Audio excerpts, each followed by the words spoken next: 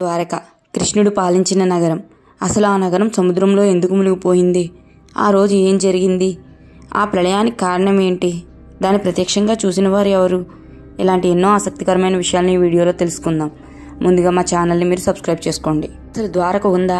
ద్వారకా నగరాన్ని శ్రీకృష్ణుడు నిజంగానే నిర్మించాడా అని ఎన్నో ఆలోచనలు, అనుమానాలతో ఉన్న మనకు 1986లో గుజరాత్ సముద్ర తీరంలో జరిగిన ఒక ఆసక్తికర పరిశోధనలో కొన్ని విషయాలు బయటపడ్డాయి. పశ్చిమ తీరంలో గోమతీ నది అరేబియా సముద్రంలో కలిసే చోట సముద్ర గర్భంలో ఒక మహానగర శిథిలాలను పరిశోధకులు గుర్తించారు.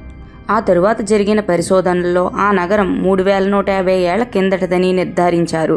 అంటే అప్పటి ద్వాపర యుగంలో కృష్ణుడు విశ్వకర్మ సాయంతో నిర్మించిన ద్వారకగా భావించారు. కానీ ద్వారకా నగరం సముద్ర గర్భంలో చేరి ఇన్ని వేల ఏళ్లు అవుతున్నా సరే అక్కడి కట్టడాలు చెక్కు చెదరకుండా ఉండడం విశేషం. అసలు ఈ విషయాలన్నీ పక్కన పెడితే అసలు ద్వారకా నిర్మాణం ఎందుకు జరిగింది?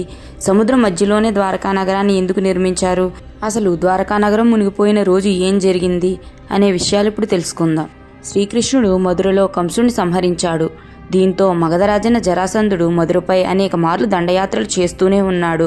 కృష్ణుడికి జరాసంధుడితో ఉన్న ముప్పు అర్థమై తన యాదవులందరినీ తీసుకుని సముద్ర తీరానికి వెళ్లి సముద్రుణ్ణి తన నగరానికి చోటు ఇవ్వమని అడుగుతాడు. అప్పుడు వెంటనే సముద్రం మధ్యలో కొంత భాగాన్ని భూమిగా మార్చి కృష్ణుడికి సమర్పిస్తాడు.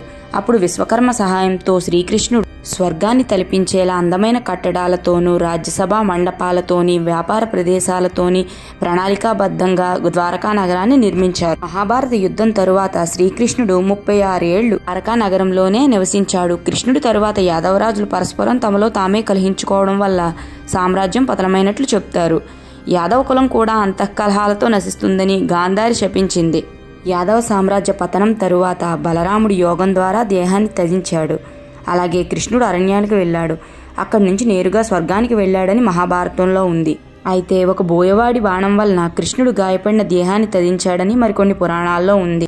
ఏం జరిగితేనే శ్రీకృష్ణుడు 120 ఏళ్లు జీవించినట్లు చరిత్ర చెప్తుంది. ఆయన నిర్యాణం చెందగానే సముద్రంలో భారీ ప్రళయం ఏర్పడి ద్వారకను ముంచెత్తిందని సమాచారం. ఆ రోజు సముద్రుడు ఉవ్వెత్తున ఎగిసిపడ్డం తాను చూశానని అర్జునుడు మహాభారతంలో పేర్కొనడం గమనార్హం. అసలు ఆ రోజు ప్రళయానికి ముందు ఏం జరిగిందో మీకు తెలుసా? ప్రళయానికి ముందు భారీ గాలులు వీచాయి. ప్రజలు నివాసాల్లో మట్టి పాత్రలు వాటికవే పగిలిపోవడం మొదలయ్యాయి. భారీ విపత్తుకు ఇవి సంకేతాలని భావించిన శ్రీకృష్ణుడు అందరినీ సమావేశపరిచి పవిత్ర సముద్ర స్నానం చెయ్యాలని ఆదేశించాడు. కృష్ణుడి పిలుపు మేరకు ద్వారకాకు విచ్చేసిన అర్జునుడికి రాబోయే విపత్తు గురించి చెప్పాడు. మరో వారం రోజుల్లో ద్వారక సముద్రంలో మునిగిపోనుందని తెలిపాడు. ద్వారక ప్రజలను సురక్షిత ప్రాంతానికి తరలించాలని సూచించాడు. ఆ తర్వాత శ్రీకృష్ణుడు అరణ్యం బాట పట్టడం, ప్రాణాలు త్యజించడం జరిగిపోయాయి. దీంతో అర్జునుడు శ్రీకృష్ణ బలరాములతో సహా యాదవులందరికీ అంత్యక్రియలు నిర్వహించి ద్వారకా ప్రజలను, సంపదను వాహనాల్లో ఎక్కించి సురక్షిత ప్రాంతానికి తరలించారు. వారంతా అలా నగరాన్ని దాటగానే సముద్రుడు ఉగ్ర రూపం దాల్చాడు. ఉవ్వెత్తున ఎగిసిపడుతూ క్షణాల్లో ద్వారకా నగరాన్ని ముంచెత్తాడు. ఇదంతా ద్వారకా ప్రజలు అర్జునుడు కళ్ల ముందే జరిగిందని అంటున్నారు. తరువాత ప్రముఖ ఆర్కియాలజిస్టులు ఆధ్వర్యంలో జరిగిన పరిశోధనలో ద్వారకా నగరం క్రీస్తుపూర్వం 3150 ఏళ్ల కిందటదని నిర్ధారించారు. గుజరాత్ తీరం నుంచి 20 కిలోమీటర్ల దూరంలో సముద్ర గర్భంలో 40 మీటర్ల లోతులో సుమారు 9 చదరపు కిలోమీటర్ల వైశాల్యంలో ఈ చారిత్రక నగరం విస్తరించి ఉన్నట్లు గుర్తించారు. క్రమబద్ధమైన నిర్మాణాలకు సంబంధించిన రాతి కట్టడాల ఫోటోలను విడుదల చేశారు.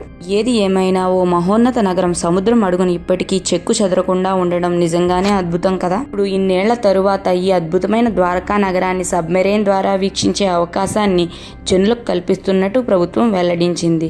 ఏమైనప్పటికీ ద్వారకా నగరం బయటపడి చాలా అనుమానాలకి సమాధానం దొరికేలా చేసింది. కృష్ణుడు నిజంగానే ఉన్నాడని, ద్వారకను నిర్మించాడని ఈ నగరం మనకి సుస్పష్టంగా వెల్లడి చేస్తుంది. వీడియో నచ్చితే లైక్ చేయండి, షేర్ చేయండి, కమెంట్ చేయండి.